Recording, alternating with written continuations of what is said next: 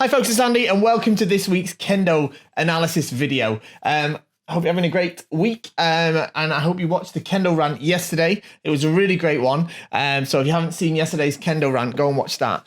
Before we get into the video, basically, if you're new to this series, essentially the idea of this is I take you through my journey of Mitori Geiko. So I pick up videos from around the internet, ones that I particularly like watching for my own Mitori Geiko, and I kind of analyze them and take you through my sort of steps, as it were, with what I'm learning from it or what I'm picking up from it, really. Before we get started though, don't forget, like, share, subscribe, all that sort of thing.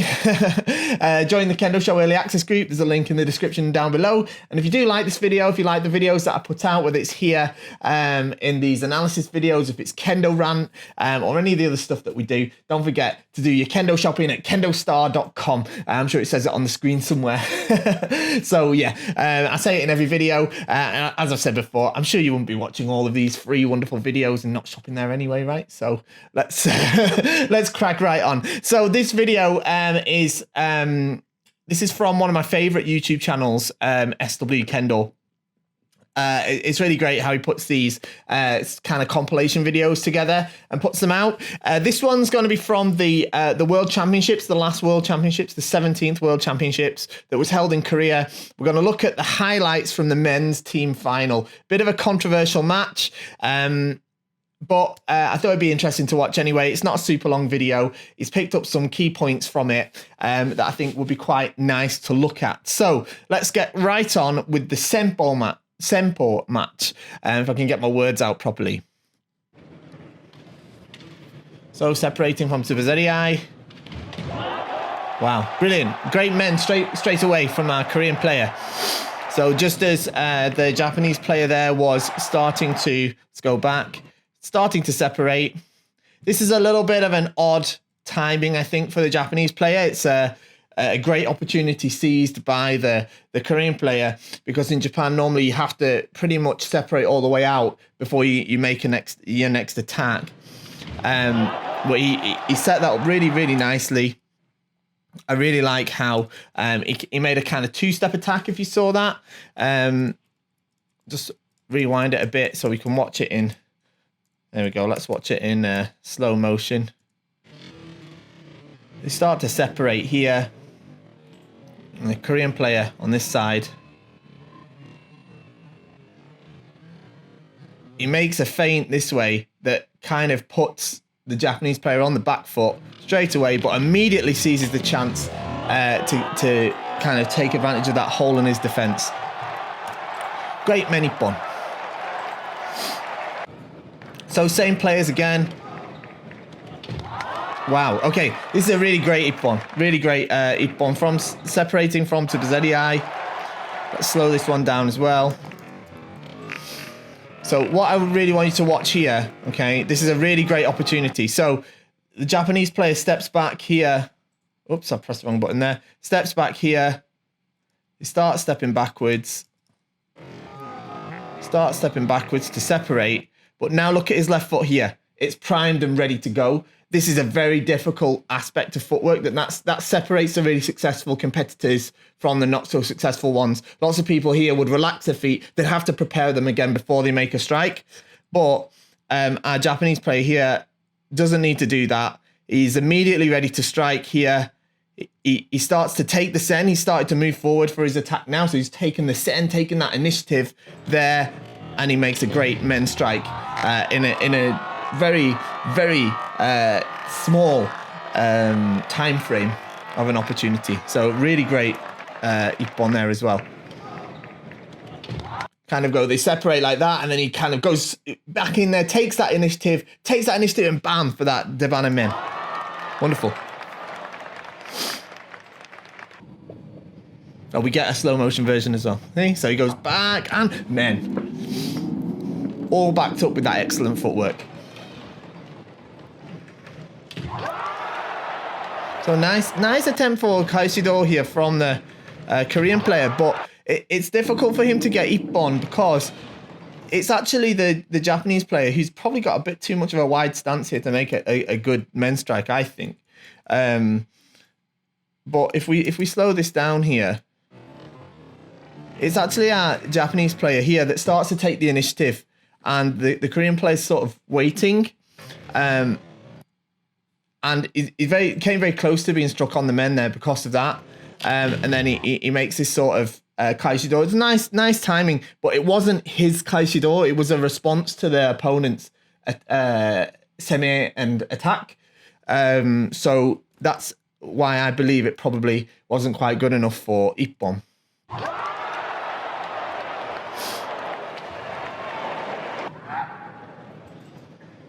Next one. Okay, so I'm not sure why he's sitting down, but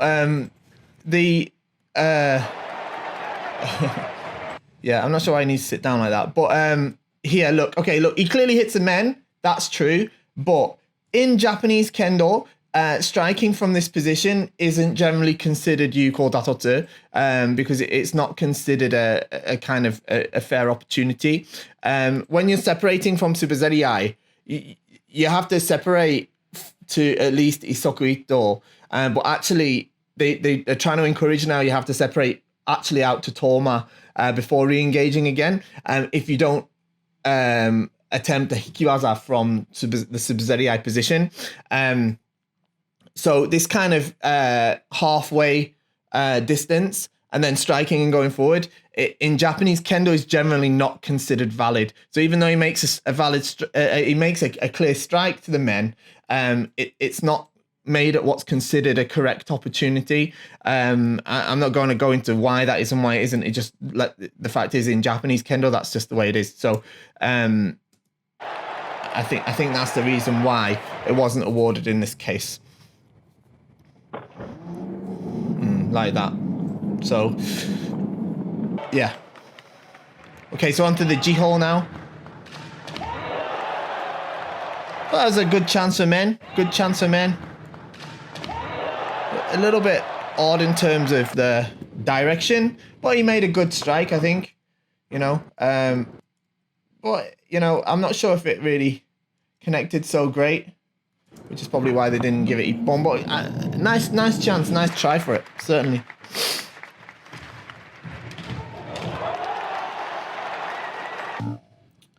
Okay, so I remember this being a controversial point because yeah, the men attack strikes before the kote. No, these are kind of, I mean, this is a very split second kind of Aichi. It's not really Aichi because yeah, it looks like the men hits in beforehand. But I think you know you could call this either way really. It wasn't a great men strike, to be fair. Not that it was a brilliant kote strike either. So yeah, I can understand why that's a point of controversy.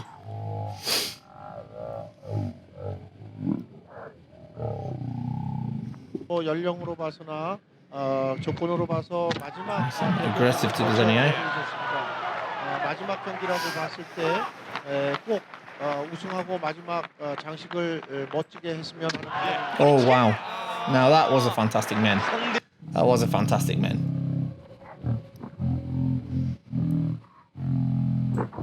Yep. So the Korean player obviously tried to make the men strike, but if we go back to the point in the video where he did it at full speed, just there. Yeah. I think he tried to claim it as men, which you know it was made at a nice time. But obviously, as you can see in slow motion, it wasn't on target. So, and then yeah, the Japanese player completely takes the initiative, takes the sen, bam, Tobikomi men, brilliant. So yeah, we can see clearly there that's not an accurate strike. Fair enough. It's very odd as well that he decides to go forward after that from that sort of Tsubazeriai position. For me, it should be the Hikiwaza from that point. I mean, even if that had been on target, it's way halfway up the Shinai, so he'd probably have been better going backwards.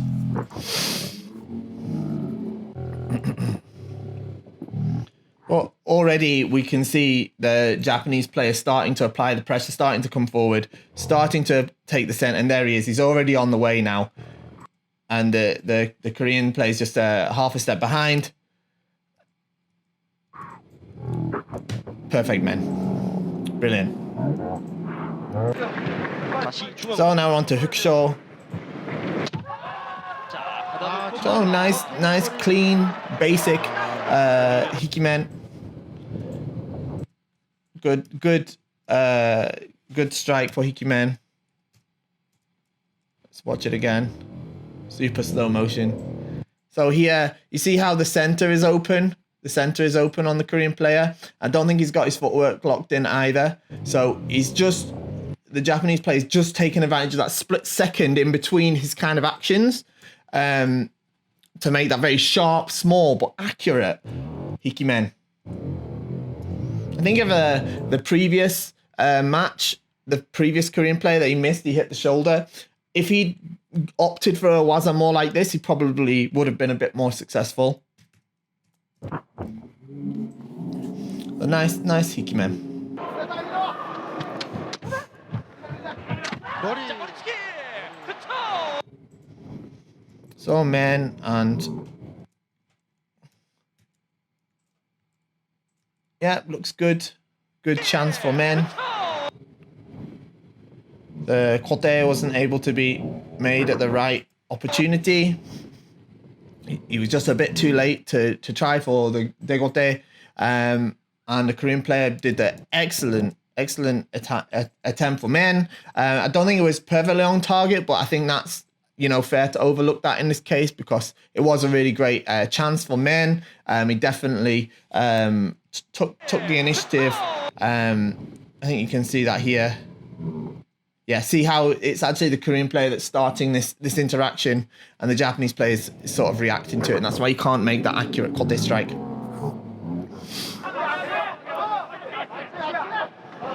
So still on shoulder now. Oh, good. That was a nice Hikimen. Okay. So again, I think if the previous player from Korea had opted for a waza more like this than the one going forward, they would probably had more success. So Taisho-sen. 자, 머리치기. 손목. 자, 중지. Okay. Now here for me, this is a little bit difficult. I think the Korean player here was quite lucky not to receive the hansoku because you're not supposed to do this. Hook the shinai like this and try to just not engage tsubazariai at all. The rules, say you shouldn't do that. So he was quite lucky not to receive the hansoku in this case. Nice chance for kote, but I think that hit near the elbow rather than the actual kote. You see, it didn't look quite on target for me. Yeah, I thought so. So yeah, you can see it's not quite on target. Good opportunity though.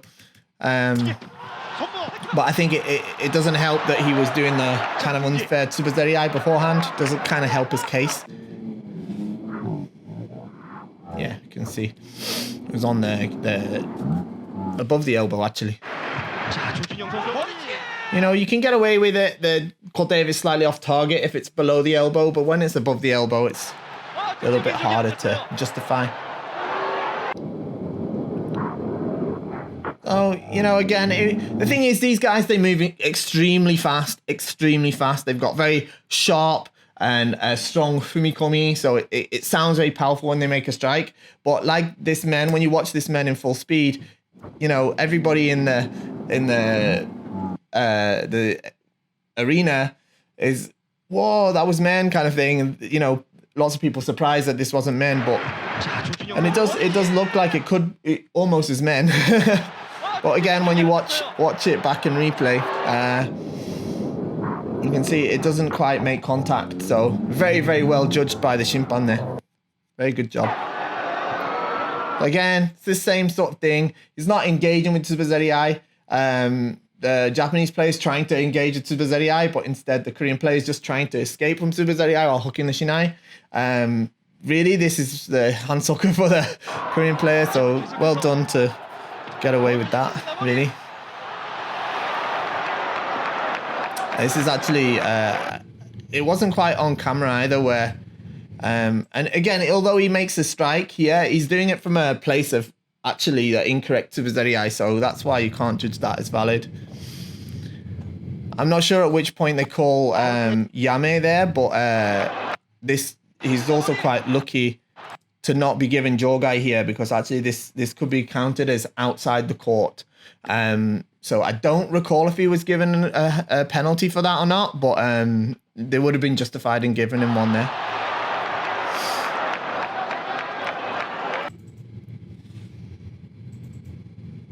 Yeah. So although it's an accurate strike, it's done from an incorrect position. So. 득점 앞에 이긴 득점을 지키는 Yes. Nice.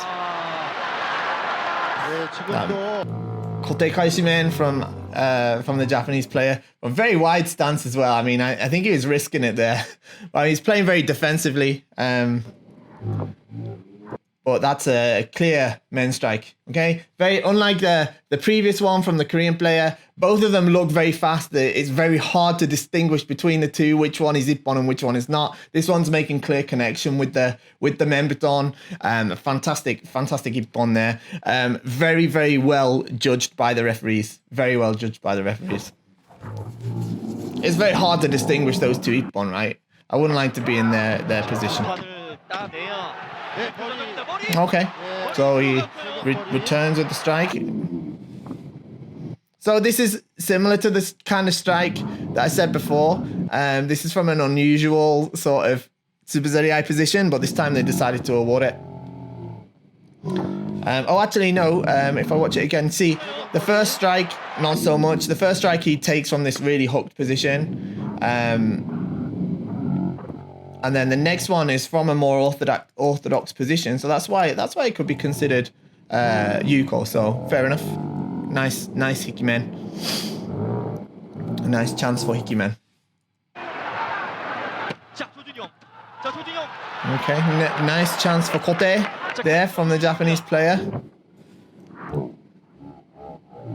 Nice and accurate, good strike, but probably not quite solid enough for Ippon. Well, good Kote strike nonetheless. And I think they just needed the Hikiwake to win the tournament, so that was that.